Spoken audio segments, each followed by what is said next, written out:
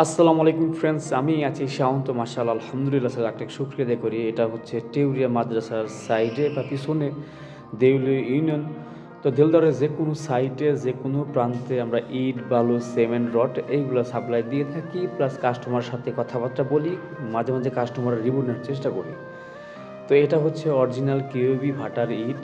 তো আমাদের 5,000-এর একটা গাড়ি। তো এই গাড়ি দিয়ে মূলত ভাটা ইট মারতেছি আমরা। আসলে মূলত ব্যাপারী বলে আমাদের হয় চিনে। তো আমরা আসলে নিজস্ব পরিবহন দিয়েই টোটাল মাল আনি। এই গাড়িটা যদি প্রতিদিন যদি আমরা 3 টাকা টিপ মারতে পারি বা নর্মালি 2 টাকা টিপ মারতে পারি, তাহলে মাসে আমরা 3 থেকে 4 লাখ ইট আমরা ভাটা থেকে নিতে পারি প্রতি মাসে।